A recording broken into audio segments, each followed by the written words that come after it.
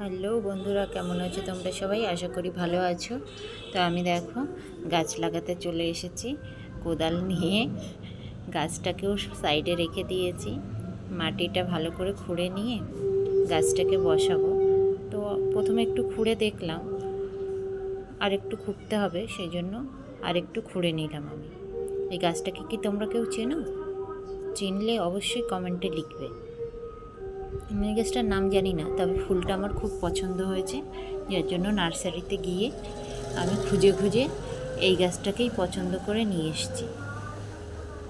দেখো শিকড়টা যাতে না ছিঁড়ে যায়, আস্তে আস্তে আমি গাছটাকে প্যাকেটটা খুলছি গাছটার ভেতর থেকে। না, অল্প মাটি দিয়ে প্লাস্টিকের ভেতরে বসানো ছিল গাছটা। তো আমি খুলে নিলাম, এবারে আমি বসিয়ে দেব। আমি প্রথমে বসিয়ে দেখছিলাম গাছটা ঠিকঠাক আছে কি না। তা দেখো এখন ঠিকঠাক লাগিয়ে বসিয়ে দিলাম।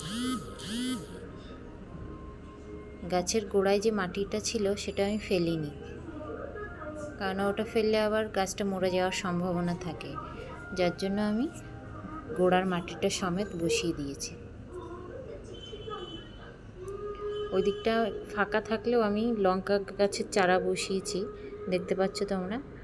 এই কিছুদিন আগেই বসিয়েছি। তো যে জায়গাটায় গাছটা বসিয়েছি ওখানে একটা ডাঁটা গাছ ছিল, ডাঁটা গাছটা কেটে আমরা খেয়েছি। তো ওই জায়গাটা ফাঁকা হয়ে গেছে, যার জন্য ওখানেই বসিয়ে দিলাম গাছটা। তো আমি কলতলায় চলে গেলাম, মগে করে জল নিয়ে গাছটাতে দেবো বলে আমি জল নিয়ে গাছের গোড়ায় চলে এলাম।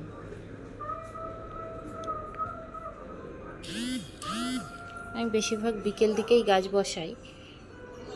বিকাল দিকে গাছ বসালে গাছগুলো বাঁচার সম্ভাবনা বেশি থাকে।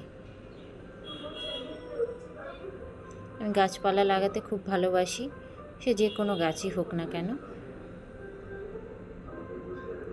সবজি বলো, ফুল বলো, ফল বলো।